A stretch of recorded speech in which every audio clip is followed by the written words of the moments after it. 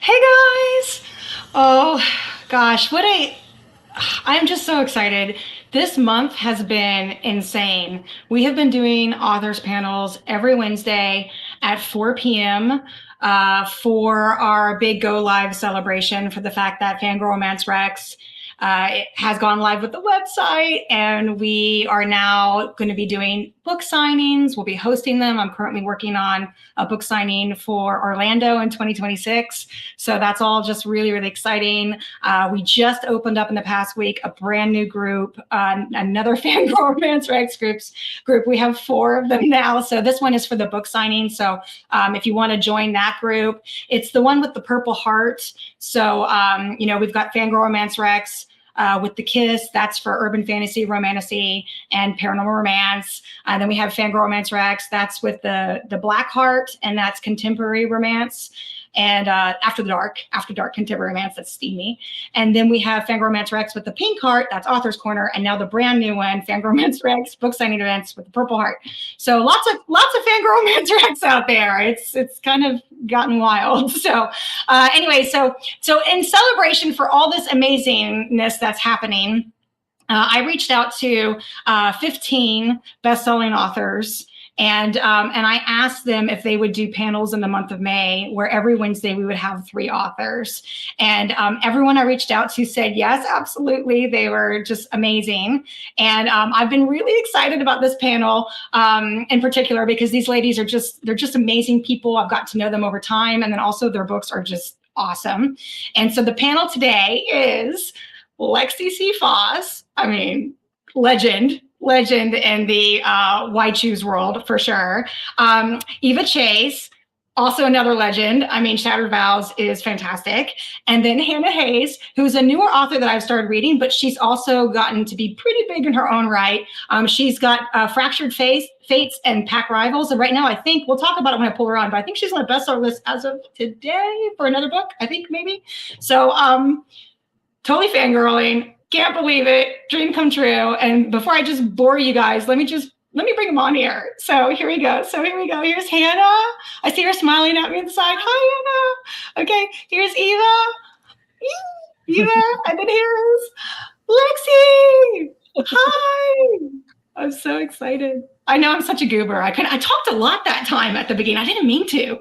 Just kind of came out. You know what I mean? As we all sit there in silence.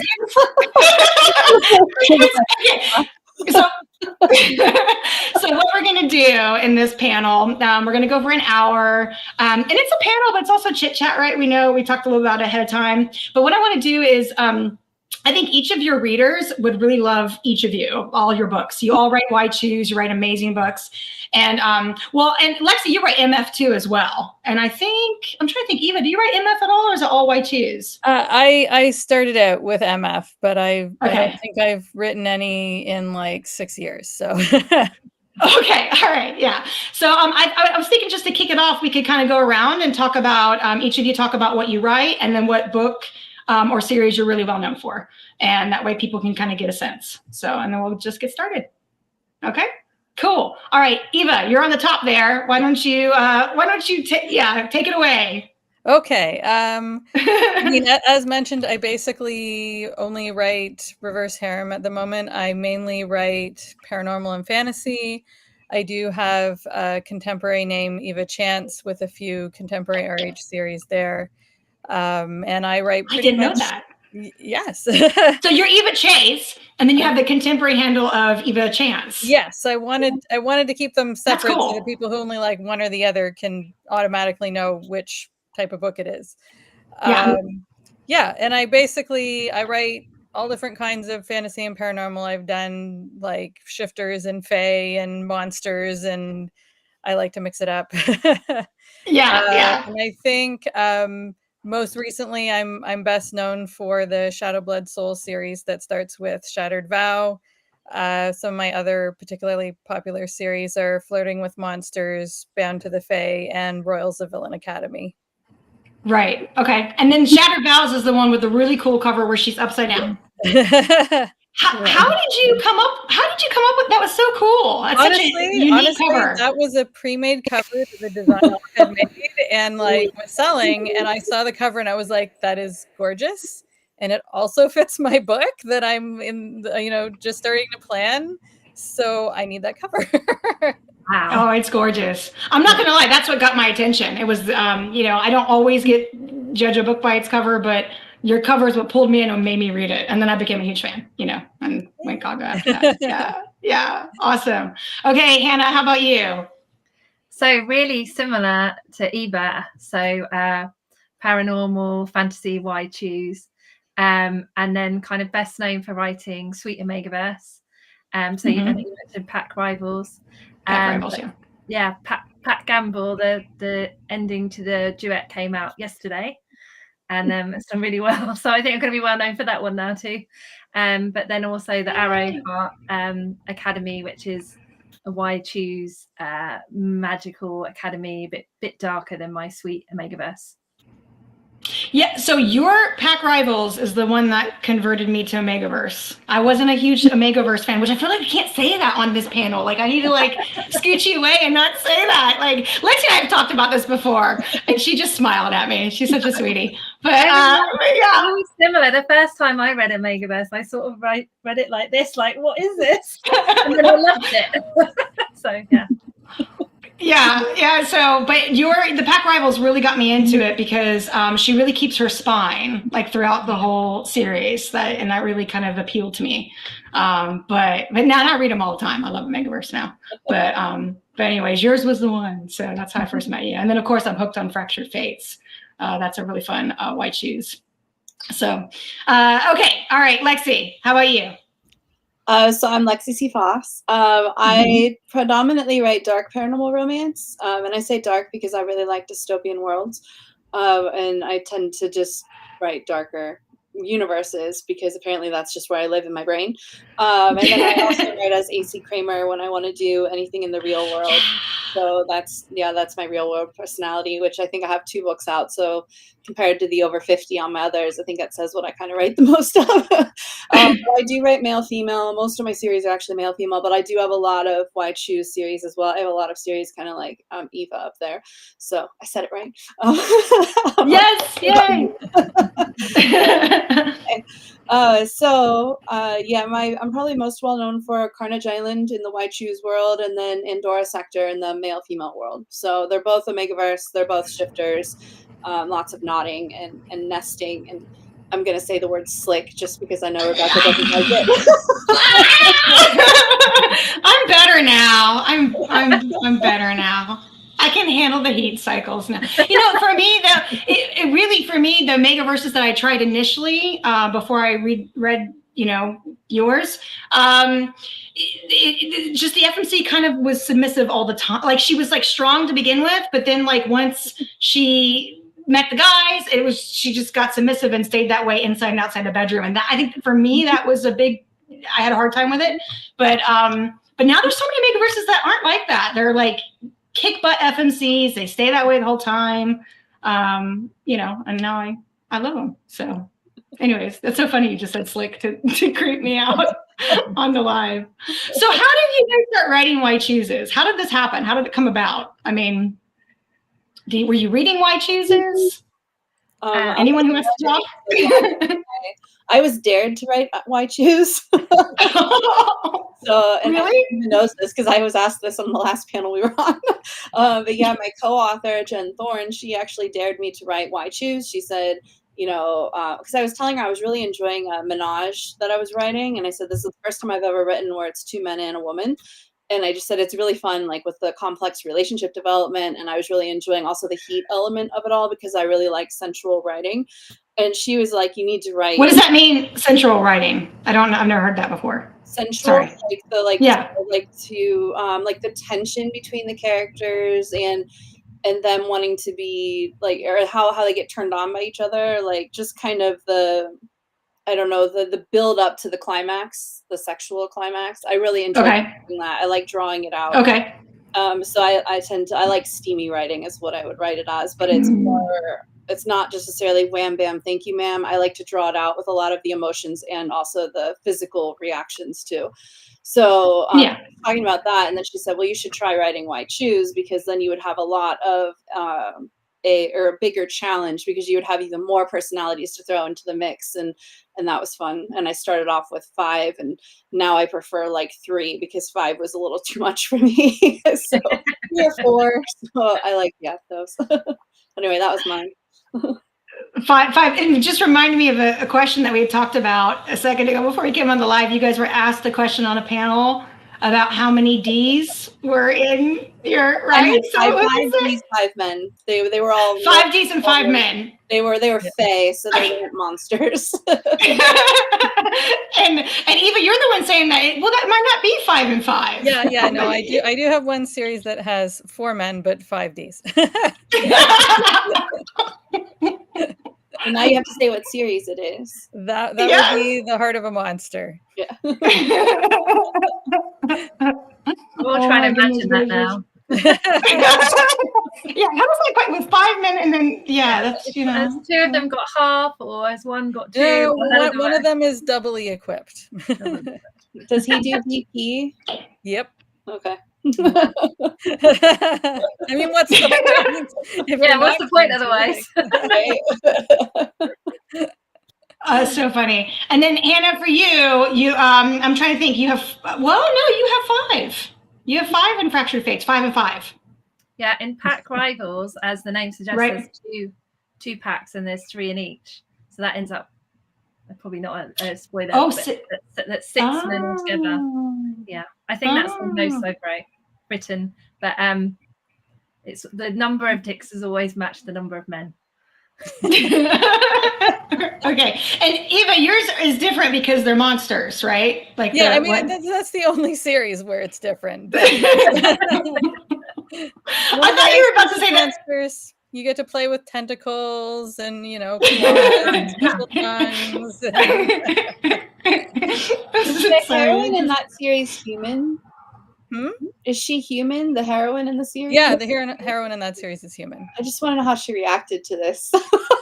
she's pretty he is kind of a very confident personality, and so he manufactures an opportunity to reveal himself in front of her, and she kind of gapes at him. Oh my gosh. I just can't even okay. All right. So when you first said that, what did you say? You said something like, I can't exactly remember what you said, but I thought you were going to say, like, what other scenario could you have a 5 and a 6 scenario other than being monsters? Like, is there any other character out there that you could do that wasn't a monster that would have that kind of scenario? I thought that's where you were heading with all of that. And I'm sitting there thinking, aliens, right? Aliens, yeah. I think probably other monsters or other supernatural types you could probably, if it fits your lore, you probably could do it. You could just have a reason for it or a rule. Like if Omegaverse, you have knots, but maybe they have 2 knots. I don't know. Now I think this has inspired me. I want to write one. 2 knots. No, 2 dicks, 5 knots. Who knows? Well, now you just said that there's a reason for it. Like, I don't know the author. You guys are going to know the author. Pheromones. It was on the bestseller list. It's a sci-fi romance. It's huge. Yes, thank you. My brain was completely blanking on me. That's a big author. So for hers with pheromones, the 2Ds have different purposes. One is a mating rod and one is I think a sexual rod. So like one is for procreation and one is for having good times if you don't want to. I think, if I remember that correctly. So I was like, all right, there you go. Procreate and have good times. Both, obviously. Right. She's got 2 holes, you know what I mean? So, then they say they share a hole, so technically have 2 in 1. It'd be fine. Okay, with you guys, with so many men, right, in these Why Chooses, do you guys have M on M? I'm sure people are wondering that. you're watching? I generally don't. I generally keep it completely focused on the heroine. Okay, yeah. I have one or two in Oh, she it. paused. Oh, can you hear me? Contemporaries that have it. Oh, Eva, you just cut in and out for 1 second. Repeat that, if you don't sorry. mind. I was just saying I have mostly I keep it focused on the heroine, but I have one paranormal series and one contemporary series that have MM. Okay, all right, cool. Yeah, again, I'm similar to Eva. So I've got one or two where there's some M and M in it, but mostly, especially the more recent one, it's just all being focused on her. Right. Okay. I have I think Carnage Island there's no MM in Carnage Island, but Midnight Fae has MM. I write more polyamory for that one, and same with Hell Fae. Elemental Fae has some bonus scenes that have MM in them that are more for the benefit of the heroine than actual between the guys. But yeah, I think it's kind of even for me. Honestly, I always follow the voices in my head, and if they tell me it's going to be MM, then that's where I go. And if they tell me there's no MM, then that's not where I go. You know, I'm not going to force it. I'm writing a reverse harem right now that's like that, where the guys are like, we're friends and stuff. So I'm like,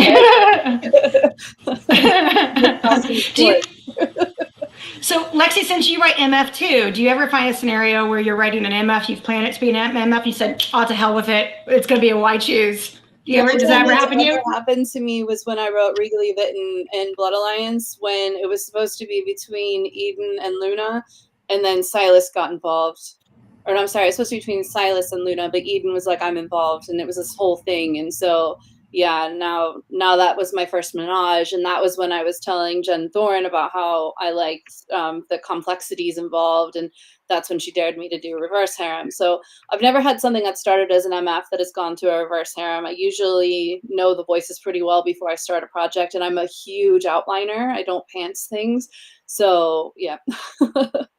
You're a huge outliner. Okay. All right. So like really detailed, or it sounds like maybe like, do you know what each chapter? Yeah, it depends on the story. I'm very like prophetic when it comes to outlining. So I usually think several books ahead. So my outlines can be anywhere from 10,000 to 30,000 words. It just depends on what I'm thinking when I'm writing it. So that's why I tend to be a very unique writer, in that my first draft is my final draft, but it's not really a first draft because of how much I've gone through my outline. So it's very different because I'll write full chapters later on and then come back, but it's still chronological to me because I did my outline, if that makes sense. And then I usually will either pitch those chapters once I get to them, or I rewrite them completely. But yeah. Wow. So that's my process. Wow. Okay. Well, then that begs the question about each of you. Like, Hannah, what's your process, and Eva, what's yours? I'm complete opposite. I'm a massive pantser. I wish I could be more of an outliner, because sometimes it can get frustrating being a pantser, because you don't know where you're going. I often know where I'm going to end, and I know where I've begun, but the journey in between, I find out as I write. Do you write yourself into a lot of corners and then have to write yourself out of that corner? Not so far. I'm sure it's going to happen at some stage, but actually it was the idea that I had to outline that stopped me writing for a lot of my kind of early years of my life, because my brain doesn't work in that way, but I thought that's how you had to write. So I just wouldn't get anywhere. But now I've allowed myself to just do it this way. I can actually write a book. So yeah. I'm kind of, I skew more toward the outliner side, but I'm a little bit in between. I used to do really detailed outlines, and then I would get like halfway through the book and realize that now that I'm actually fleshing it out on the page, that certain things I thought made sense don't totally make sense anymore, and then I'd have to re-outline the other half of the book.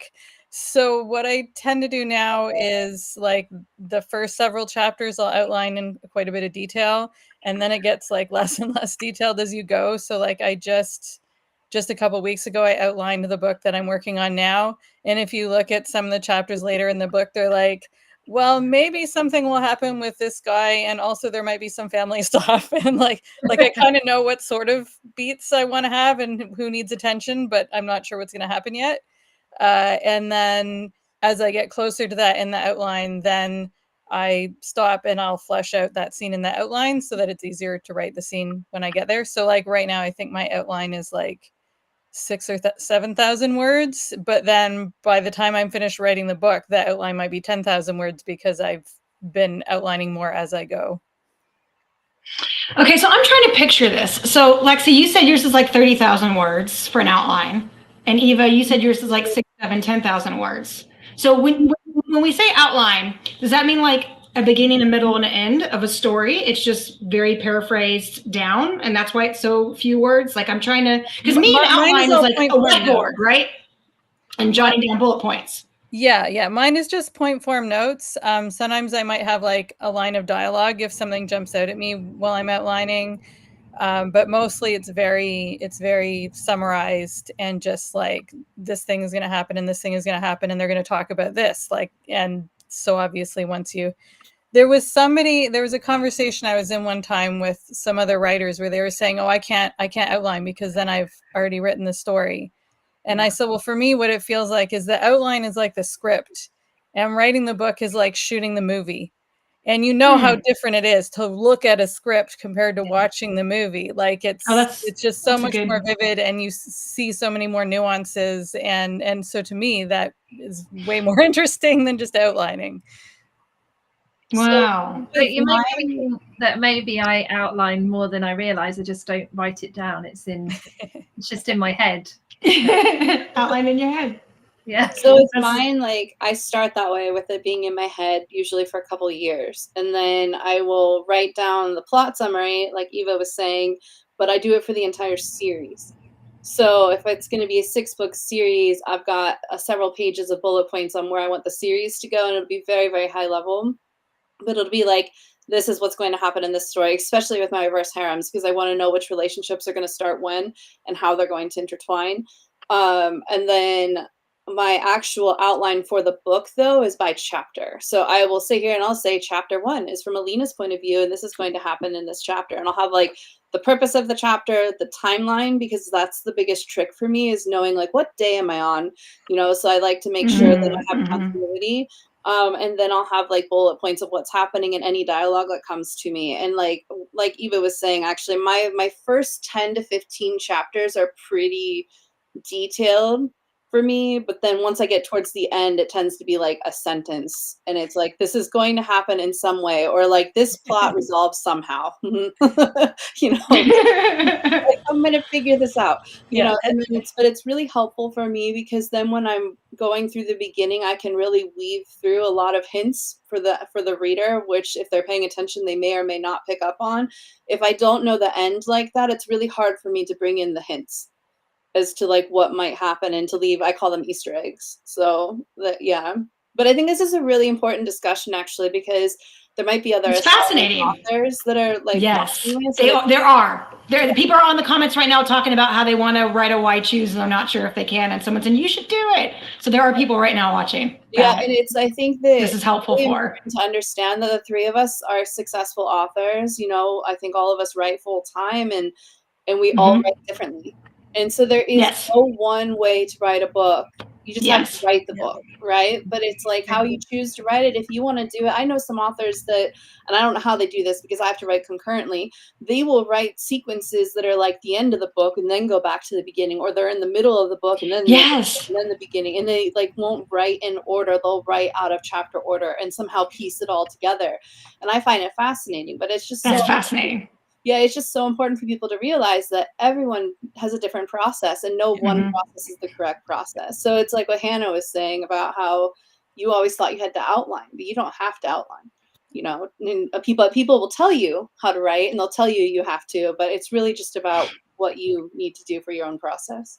Yeah. So anyway, so I'll get off my soapbox. No, it's fascinating. It's fascinating. And it is really important. And it's funny because, I think all three of you know that I'm writing, but this isn't about me, this video, it's about you. But what I can say is I always thought that I would be very detail oriented, have this crazy outline. I don't even know if that's the word I would know in my head what it was, but I thought I'd have everything detailed out and then I would go write.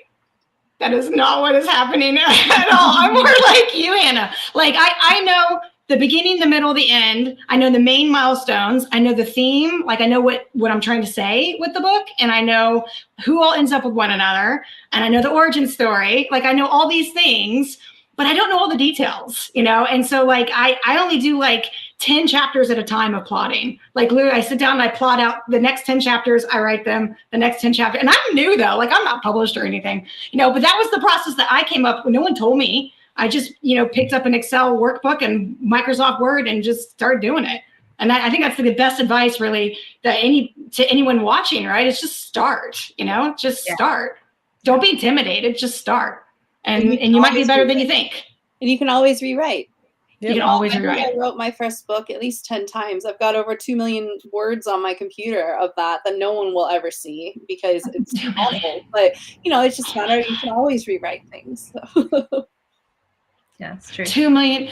2 million. Can you imagine if you just packaged that, put it on the KU, said, "Oh, this was my first go," and all the people who are Lexi C Foss fans said, "Oh, I wonder what that's like." Can you imagine the money you would make off of those pages, girl? 2 million. They would probably read it and be like, "Wow, it's great that you figured out how to write."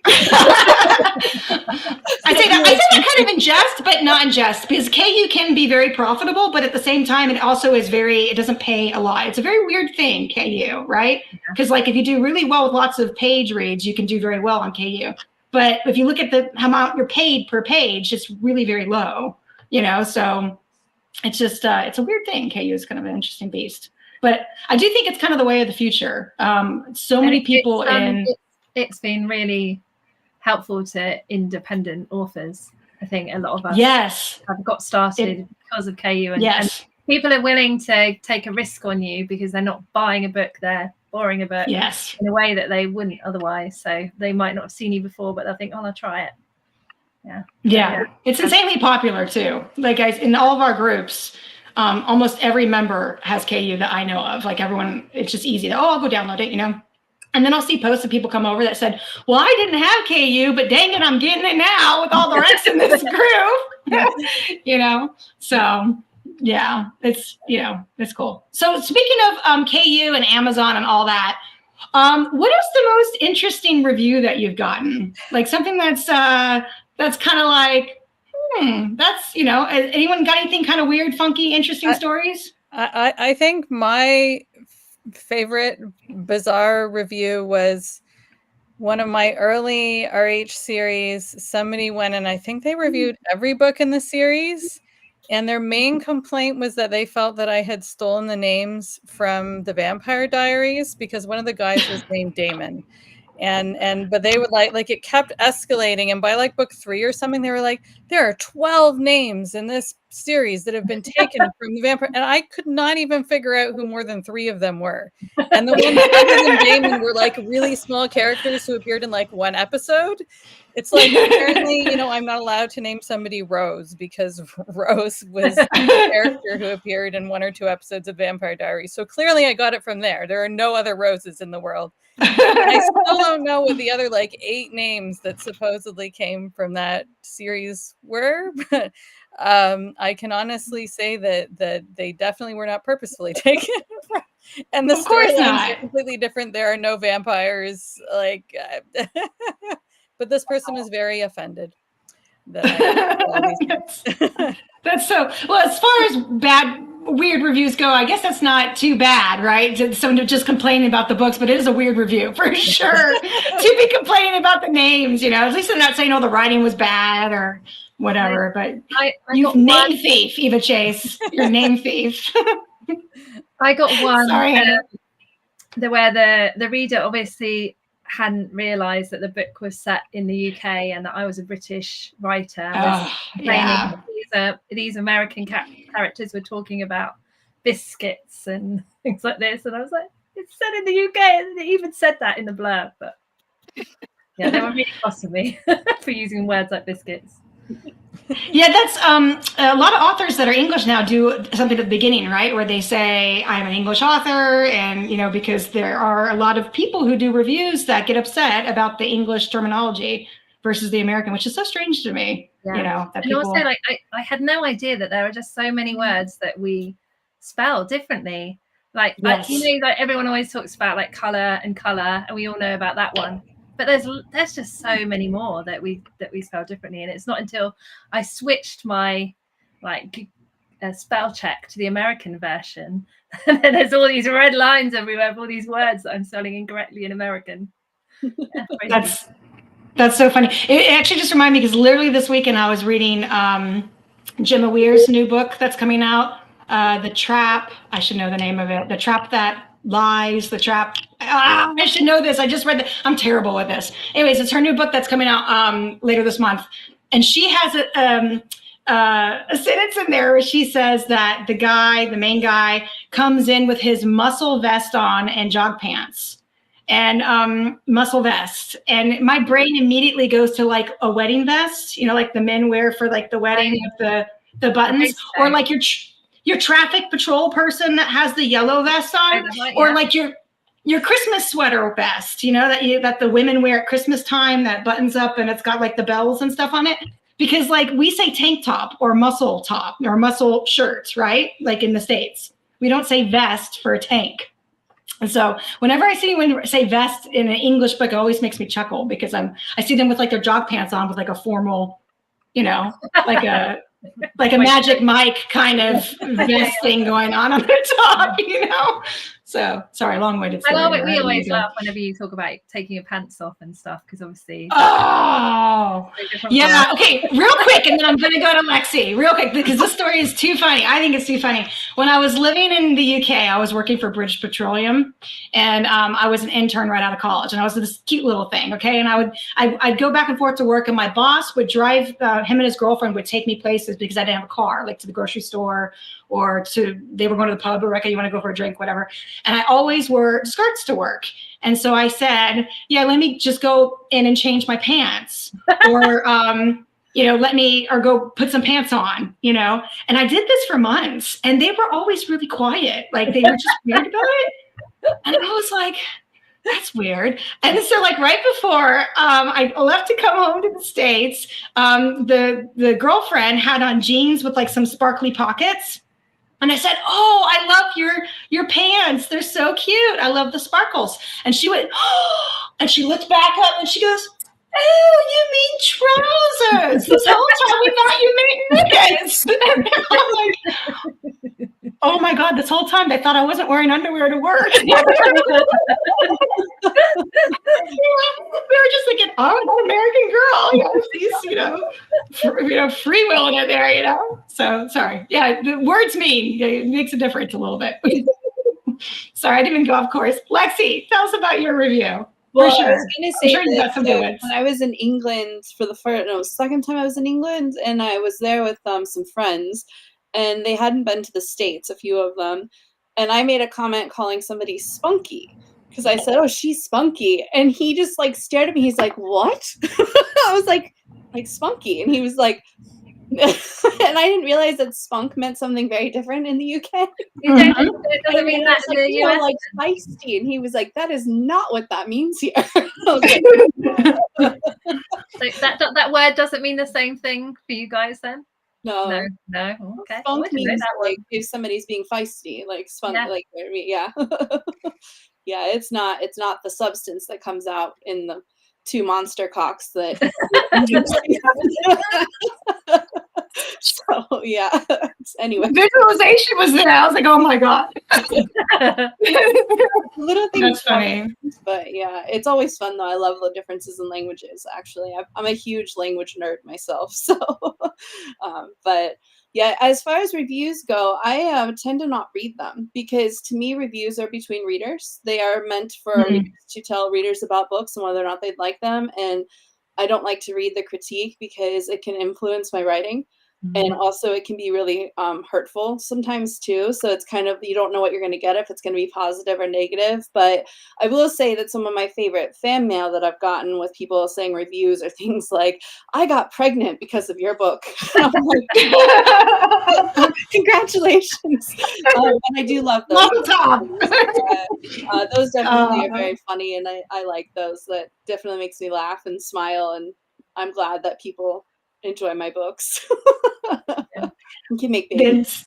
So you can make my books better the world. They increase mass population. They make babies. Gosh. My husband says Okay. that to me all the time. He says, "I wonder how many babies you are responsible for." A lot. Yeah. But I think it's great because it allows women to embrace their sexuality, and I think that's so important, and that is honestly one of the hardest romance. And so it makes me really happy when people are like, your book saved my marriage, because it, you know, helped me realize I have certain kinks or I have certain needs, and now I'm openly communicating with my partner because of things I read on page. And because I tend to write a lot about consent, that's something I feel very strongly about. And so even with my dubious consent novels, that's still very much an undertone. And so, and talking about what your needs are. And so I think that it's really great to me when people say that it's helped them in some way with their relationships. So it's not really a review because I don't really read the reviews, but it's still nice to hear. Yeah, no, that's fantastic. But you did make me, and I like that you said that about women too. That because we have a lot of people who join the group that they'll post anonymously because they don't want anyone to know who they are, because they come from a culture or an environment or a religion that doesn't approve of them reading romance books, right? And we get a lot of that. So we allow anonymous posting for that reason. So there's, so it's nice that people can read it and realize that it's okay. Like, you know, it's not, you know, that sex is okay, right? And that sex is okay for women. And, you know, it's a natural thing and it's healthy. And these are conversations that we should have. Matter of fact, because of romance books, I now talk openly with people about these kinds of things where I never did before. And I was at a girls' night like a year ago. And it's just second nature, man. I just started talking about things I was reading in books, whatever. Now I think about it, and their faces, they're not romance readers, you know? I like broke the code, you know, because everyone's they're engineers at the Space Center, you know? So like, I'm sitting there, I'm just like, oh crap. Sorry, I can't just assume that you read these things like I do. Maybe they'll go and read a romance book. I hope so. Maybe they'll read my book one day, you know? So the other really nice comment I think you get, other than the you know, this opens something up for my relationship, is when people say it's got me back into reading books. Like I really loved books when I was a kid. Oh, yeah. And then I didn't read, and now I found romance books and I really love reading again. And that's you know, because they're books that they enjoy. You know, sometimes books can be difficult to read, but I think romance books are really fun. So yeah, I agree. I agree 100%. 100%. So leading into the next question I have for you, and this is a good segue, is so when you meet people and you tell them what you do for a living, how does that conversation go down when you try to explain that you write Why Choose? Like, it's just because a lot of people don't know what Why Choose is, you know, it's still kind of an unknown thing to a lot of people out there who read. So honestly, I don't mention that part. Unless like if I'm at a book convention or something and I'm talking to readers, then obviously I tell them. But if I'm talking to people in my everyday life, like even my parents, they just know that I write like fantasy and paranormal romance and that it's kind of steamy. I don't get into the specific relationship dynamics because I know that I would get a strange reaction. So it's like I'm just not gonna go there. Have you ever had a situation where someone's read one of your books and then brings it up to you, or it's like weird, like at the family dinner kind of thing, because they I mean, Eva Chase is a pen name, so they don't even know my pen name. So they so far nobody who like I know in person who I haven't intentionally told has approached me about reading one of those books. I don't think I've ever had like a negative, like there are obviously people I know online who've ended up connecting the two online presences because I also wrote books under my legal name. I wrote YA, and but it's always been pretty positive. This is like, oh my God, are you Eva Chase too? And so it's been so far so good. So far, awesome. Okay, and that's what the bonus is for pen names too, right? Like I didn't even think about that when I first asked that question. That helps a lot with that. So okay, how about you, Hannah? So I get lots of positive things. Like people are always really interested when you say you're an author. I do get some comments, maybe it's the Britishness over here, but I get comments like, oh, how do you know about the steamy stuff? What kind of research do you do? And comments about my husband. And I just say, you wouldn't be asking me this if I was writing a book about murders, or you wouldn't be saying, how have you been doing your research for murders, would you? So why are you asking me this question when it comes to sex? And that usually shuts them up. That's good. That's a good response. Lexi, do you ever have anything weird happen?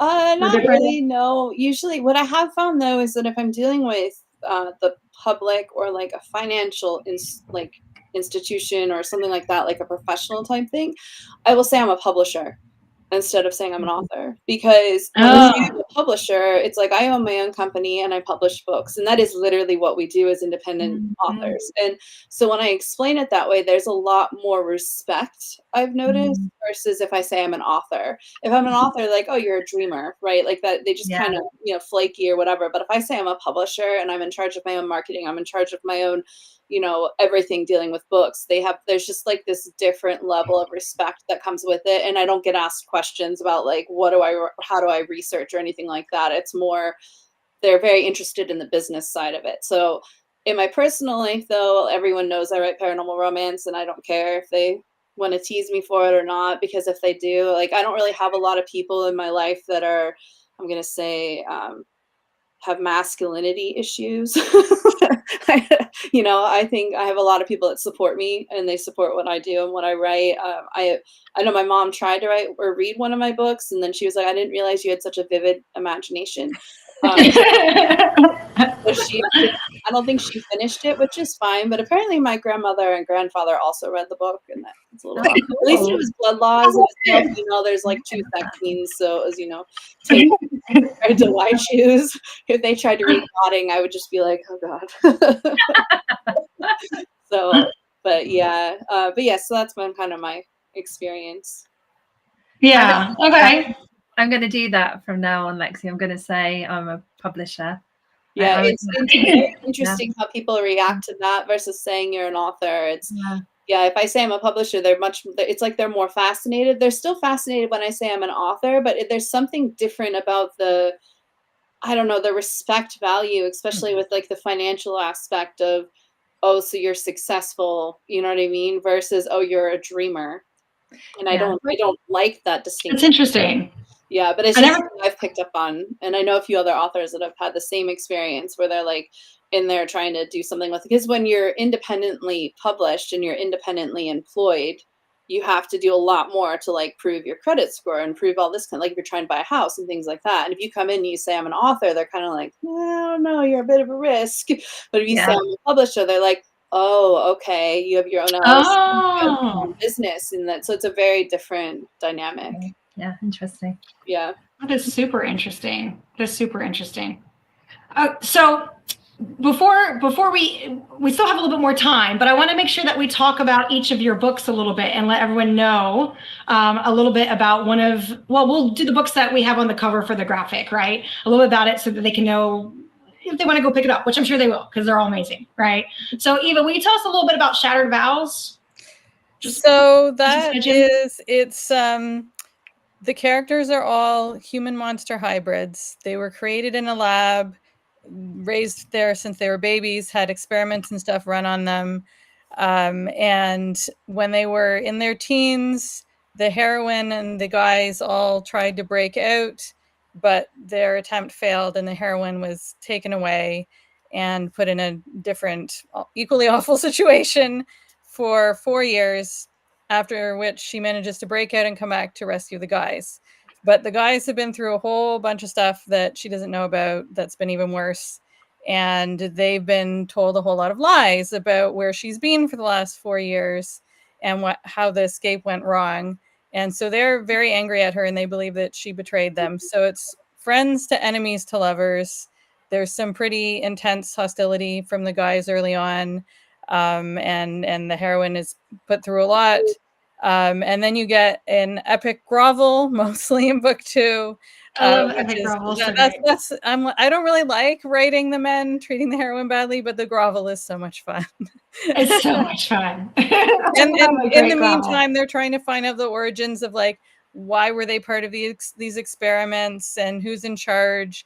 And they find out there's other people, other kids like them that they want to rescue, and all different stuff along that line. Awesome. And I remember when I picked it up, it was a page turning read for me. I love the enemies to lovers. I love all the angst, and them not knowing, you know, that she wasn't really to blame. I loved all that and the drama of that. I thought it was great. So, and I love a good grovel and a good reveal too. I love a good reveal too as well. So, all right, Hannah, how about Fractured Fates? I'm just not going to do that as neatly as Eva just did that.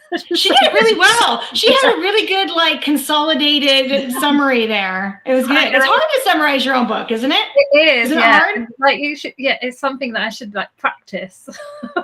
Yeah. So, Fractured Fates is is book 1 of the Arrowheart Academy series. They're magicals in a kind of sort of dystopian world, and we meet Ree when she's an unregistered, so all magicals in this world are meant to be registered, but she's been hidden away for her lifetime, and she's on the run, and we meet her when the authorities enforcer is closing down on her and catches her. So that's when we start, and then she is forced to be registered, forced to go to the academy with the rest of the magicals of her age. And that's where the story starts, really. And it's a fated mates romance. So she starts to experience these strange sensations with various guys that she meets along the way. And she doesn't know what that means. But obviously, we as readers who've read lots of fated mates romances know exactly what that means. So there's yes. Yeah. They don't know, but we know as the reader, which is so much fun to see it all unfold. So cool. And she's got a sidekick that's a pig. Oh, yeah. A little Pip. Yeah, it's great too. And that was honestly, I'm saying, you know, I said it was Shattered Vows was page turning. Same thing with you too. All three of you, right? I almost feel silly saying that to on the panel because, like, obviously I've asked best-selling authors on here that I've read the books that I think they're page turning, but page turning too for me for sure for Fractured Fates. I love it. And I know I got to stop saying this. I don't know. Does it bother you that I say it? You know what I'm about to say. Yeah, Hannah. You ask me every time if it bothers me, and each time I say no, it's fine. Okay, I probably will continue to ask you. So I always say that if you're a fan of The Black and Blade by Isla Devon, which is a big bestseller right now, it's done pretty well. She's a brand new author. That Fractured Fates is a very good read for that. I always say that to people because a lot of people will read The Black and Blade and have like the book slump, right? So, anyways, it's a great book. Okay, Lexi. How about you with Carnage Island? So Carnage Island is part of a shared world that a bunch of authors have written in that essentially if you're rejected by your mate, you're sent to the reject islands. And so they're all standalones. There's no overlapping characters or anything. It's just they all have that same theme where the mate was rejected in some way, and so they're sent to reject islands to essentially live there for the rest of their existence, or however you choose to write it. So my female is rejected after she's forced to turn into her wolf for the first time, and so she turns into her wolf for the first time, and she's not the right color. Her fur isn't the right color. Like, so all of the packs have different color fur, and hers is very obviously not that pack color. So they reject the mating because she's clearly a hybrid of some kind. So she's sent to Carnage Island, which is known as having a bunch of feral wolves, feral alphas that are all rejects and whatnot. And when she gets there, she's technically saved by 3 alphas, and she's still trapped in her wolf form because of the way that she was forced to go into her wolf form. So they have to help her like get out of her wolf form, which is really fun because her wolf is very in charge and is very bold. Whereas she's in her head like, oh my gosh, what are you doing? Don't get in the alpha's bed. Yeah. In his sheets, you know, so it's a lot of fun. So anyway, so the whole story is about these 3 alphas, and they essentially are helping her and then to get revenge on the pack that hurt her and her mom.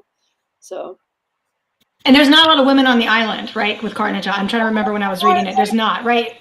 There's no Omegas on the island. They find out that she's a rare Omega. She's got Omegaverse vibes. So yeah, so they find out that she's a rare Omega and that they're alphas, so they obviously want to claim her. But because she's a hybrid, they don't know if she's a proper Omega, meaning like if they can actually procreate. And that's a big thing in Omegaverse, is to be able to procreate with your Omega. So the alpha of the island like wants to claim her, but isn't sure if he's allowed to claim her because they don't really know if she functions like a normal Omega. So that's all part of the plot. But, yeah. Right. Yeah, right. I mean, there's like alpha females on the island. There's a few beta females too, but there's no other Omegas on the island. Right. So I was just talking with my book bestie Amy about this yesterday, actually, that she said she saw at the beginning of Omegaverse where it told readers that no one shifts in this book. You know, like and I actually have seen that quite a bit now. Do you think that's like a norm that we're seeing a lot of Megaverse writers write, so that way people know that it's not a werewolf shifting book? Because it could be either, and I think they're just trying to be honest with the readers to let them know if it's going to be non-shifting or shifting, because technically Omegaverse traditionally they don't shift. Omegaverse actually started as a fan fiction thing with male. I heard that. Mpreg, like so males got pregnant with another male's baby usually, and so there's been a lot of shifts in Omegaverse, and so I think that people are just trying to say like, so I always say Omegaverse vibes as opposed to true Omegaverse, but it really is Omegaverse because there's still nodding, there's purring, there's nesting, like it has all of the right the right key attributes of being an Omegaverse. And so I think that people are just trying to differentiate between whether or not it's supernatural or contemporary. There's also a really strong shift in sweet Omegaverse versus dark Omegaverse. So there's usually that distinction as well that people are making. So it's just making sure the reader goes in with the right expectations. So. Yep. Yeah. While you were talking, I started laughing because your dog is so sweet. I know, she really wants out of the room. She's on her back. She's on her back with her legs flopping around in the air with her belly up. She's so cute. So I was laughing at you. I was really bad, and now she's like, I'm ready to out because she knows Dad's here. Okay, so I have 3 more questions for you guys. So the first question I have is, what is the most bizarre thing that you've Googled for your books? Anything weird or no? Like, I think, Lexi, you might. It's narrowing it down. That is the problem. Okay. For me, sorry. No, that's okay. I feel you can let her out. I feel bad. She's trying to. I have 4 dogs, so I get it. You want to join the chat? Did you say Googling? Yeah, like what have you Googled for your books that's like the most bizarre? Okay, so I use my husband as Google. He's extremely intelligent and he just knows all this random facts. And so like I think the most memorable thing for me was I was writing, this was, I don't know, 7 years ago. I was upstairs. He came home from work. I didn't even say hi to him. I just walked out and I said, all right, I've got this guy. He's sitting in a chair. He has no skin on him because Osiris cut him everything off with a razor blade. So I need to know, how would I light this guy on fire? Because skin is what's flammable, not blood. And he just stared at me, and without missing a beat, he's like, well, you're probably going to want to get some alcohol. If you douse him in alcohol, you could light that on fire, and then everything would just, continue to burn. I was like, thank you. And I went and wrote it. Oh, my God. Like, he was so used to it. He didn't even miss. He immediately responded. But, yeah, he's my Google. That's awesome. I've never heard someone say that before. That's awesome. And the whole, wow. And I never thought about that with skin. That's kind of like, it's kind of gross actually, but I never. It was a torture scene. I don't even know if I would have thought of that. I would have been just like, light them on fire. So the fact that you stopped and thought, wait a minute. Yeah, I was thinking about it. I was like, I don't think it would be flammable. And then I did some research. I guess I did Google that. And it was not, blood is not flammable. So I was like, Meanwhile, someone from the FBI is like, she's looking at why is blood not flammable. Well, the best part is that before I became an author, I actually interviewed with the government. So I'm already on file with them for getting. So they know who I am. They monitor me. They're like, what is she doing? Oh, it's too funny. How about you, Eva? Do you have anything? I definitely have done a lot of Googling on like injuries and ways that deaths could happen and ways that people could be killed. And probably other than that, like there's all the Googling of positions to try and figure, it's yes. when you have multiple people involved to like, okay, well, what are some different combinations and Like, how do they how can they fit together? Yeah. Yeah, which is important because readers will read that, and if it's not described in a way that's believable, that's the first thing they'll write on a review. Oh yeah, no, No. it's very important to me. Like, if I don't understand logistically about how something's going to happen, regardless of what it is, like I need to make sure it makes sense. Yeah, that's funny. I actually I read a scene once where I couldn't quite picture it, and it was like two guys with a girl at one time, but I don't know, I'm not going to say it now. I couldn't quite picture it.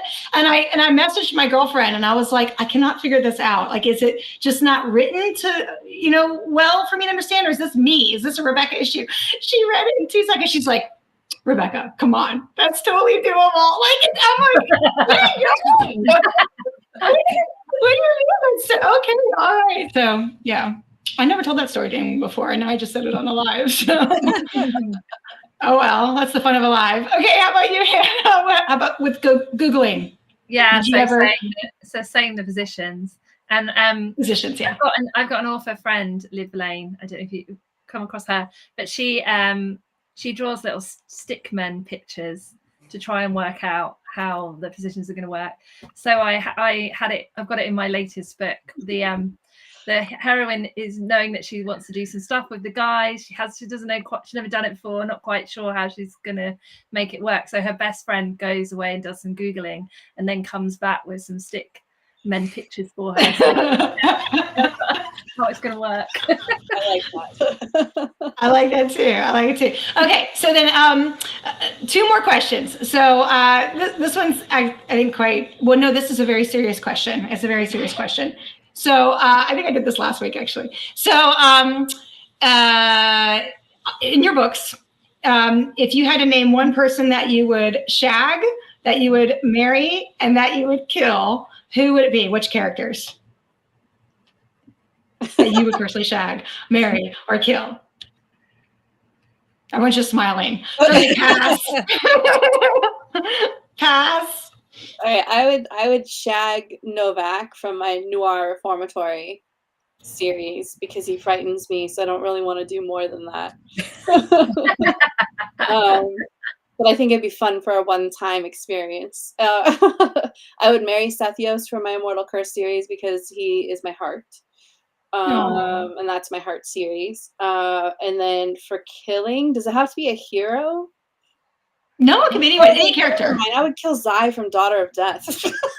He's given me so much crap in that book with his voice. I've always wanted to kill him. So yeah, I mean, he'd come back because he can't die. But yeah, I would kill him many times. Sadly. Okay. Yeah. There you go. All right, Eva, how about you? Okay, I see. This is hard because there's a lot of guys. But I think for shagging, and one extra D, right? Sorry, you have a lot of guys and an extra D on top of that. That also that, yes. Yeah, so it's tough, right? I think for shagging though, I would have to go with Loki from my Their Dark Valkyrie series because you know that Loki that's going to be a great experience. For marrying, I mean, I have a lot. There's a lot of the guys that I like a lot, so I'll just go with probably the one that I would most want to spend time with from my current series, Rights of Possession, is Alec because he's very smart but also very passionate. And for killing, I would probably go with the villain from the Shadowblood Souls series, who's the one who basically orchestrates most of the torment that the characters go through. He's probably one of my worst villains, if not the worst, so he can go. All right. Sounds good. How about you, Hannah? So shag, it would probably be Seb from my book In Deep, just because he's one of those kind of like dark and brooding, doesn't say a lot, but stands looking at the heroine a lot, and I quite like that. Marrying, it would be Stone in the Arrowheart Academy series because I like his banter. He makes me laugh, and I think that's important in a marriage. It is laughter. Yeah. Mm-hmm. And then kill, it would probably be the baddie from Pack Rivals. Yeah. Yep. All right, awesome. Okay, and so final question. This actually one is a serious question. With all the, and Lexi, you alluded to it earlier, and I was always planning to ask it, so it's kind of, it's interesting that you said something about all the authors that could be watching or people who want to become authors. So you guys are so experienced. You know, you all have done very well. You've all published many books. And they've all hit the bestsellers at one point or another. So what advice would you have to a brand new author, someone who hasn't started or someone who's just starting out, from what you've learned? Like, what's the one thing you would say to them if you could? I think so. Yeah. I think for me, the big thing is to really focus on the actual writing first. You know, to do lots of reading so that you kind of have all those examples in your head and notice what you like and what you don't like and what works and what doesn't so much work for you.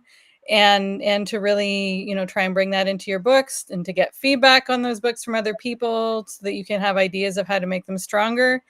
And you know, really kind of build some confidence with your writing before you start worrying about the publishing side. Because I think a lot of people, they get very excited. They're like, oh, I'm going to write a book. And they're already imagining how they're going to, you know, submit it to publishers or put it up on Amazon or whatever. And it's like I think that then you kind of get ahead of yourself, and it's harder to write a good book if you're already thinking beyond, you know, the actual writing. And another really important thing is to be, once you are at the publishing stage, to be very careful to research any like people that you're thinking about working with, whether they're publishers, agents, marketing companies, etc., because there are a lot of people out there who want to take advantage of you know, authors and other types of artists because they know that we have these big dreams and we're hoping for great things, and so they'll say, you know, whatever they can to make you think that they can help you, but a lot of them they just want to take your money. Yeah.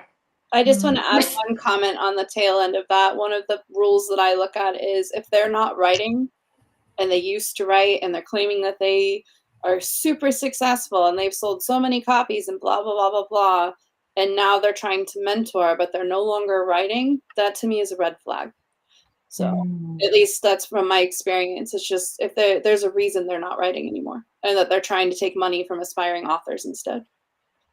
Very good point. I just wanted to add on to what Eva was saying. Yeah. And also a lot of scams too, right? Like I get contacted all the time and I'm not even published.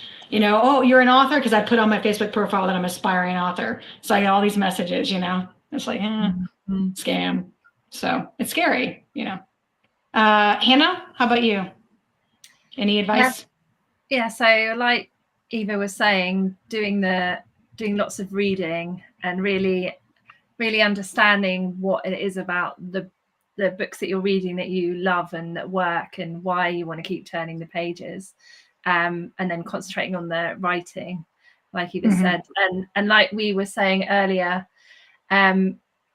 not being too het up about you have to write a certain way or you've got to follow this rules.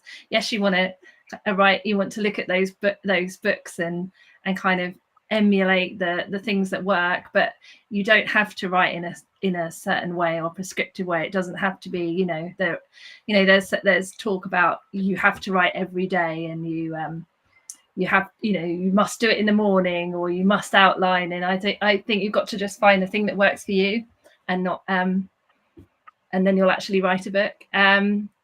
And then once you've written, being prepared to probably share it with people who are going to be honest with you, not your friends, because your friends will just tell you it's great and it's lovely. And then when you do, if you do manage to find people who give you some honest feedback, really listening to what they're saying and not kind of just dismissing it because you love your book and it's your baby and you've worked really, really hard on it, but really listening to what they're saying and thinking, okay, maybe this is what I need to work on or change, because that feedback is really precious and will mean that you can write a better book. Yeah, it's precious and it's very hard to give. You know, we see all these, like, I think we get jaded by all these nasty reviews out there and we think it's easy for people to give that kind of feedback. But typically the people that you're asking to write your book, it's hard for them to give you that feedback. They don't want to hurt your feelings, you know, or they just want to help you make it better. You know, they just want to help. So it's all coming from a good place. It's not to tear you down, right? And So. I've got a team of beta readers, and they are amazing, and I'm so grateful that they're prepared to tell me what bits they don't like about the draft book, because then I don't have to read it in the reviews. I could change it. That's right. They're saving you from going into a review, right?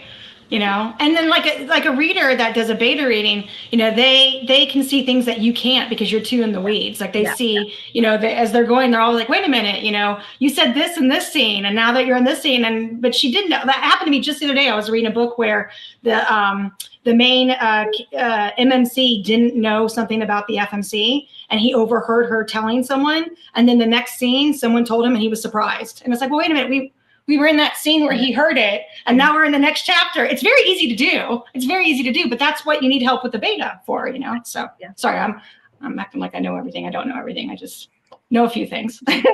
Let's see. Go ahead. Tell us what advice that you have. I think everything that's been said is really good advice. I would say be really selective about your beta readers. I know when I originally had my beta team, I was given some bad advice that I followed. That I shouldn't have followed, just because I thought the person knew what they were talking about. So sometimes I think it can be difficult to, you have to follow your instincts. And for me, I always say follow your voices. If your voice is telling you that it's wrong, then don't write it. And by voice, I mean the character voices that live in our heads and the story that lives in our heads. Like, so beta readers are really, really useful, and I'm very thankful for mine, and I think they're great, but it did take me many years to cultivate the right team. Because you want to make sure that who's giving you advice are people that are actually going to help make your story stronger. So I do think that's important. I also think that a lot of mistakes that first-time authors make are they try to write something unique. They try to write something that isn't read, or they're trying to come up with something that, you know, they think might be popular, or something that's missing from the market or something like that. And there are a lot of evergreen tropes for a reason.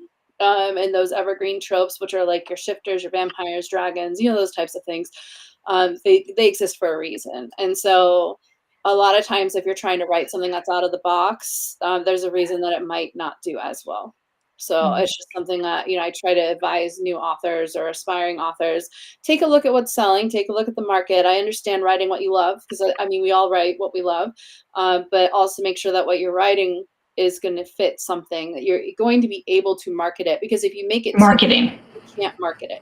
So I agree with writing your book before you really get into the marketing phase, but you should always be reading the genres and reading the market and seeing how other people are writing, essentially, and what they're writing and what you liked about it before, you know, you complete your book. So all kind of your homework, right? Yeah, but I think everyone has the dream of being able to write something unique, and there really isn't such a thing in our market. Like, there's just so many books. The people have been writing for centuries, more than that. You know, so storytelling's been going on for several thousands of years. So there's nothing that's really, truly unique. But you can try to write something that's unique that might not do as well, you know, selling wise, because you can't market it. Right.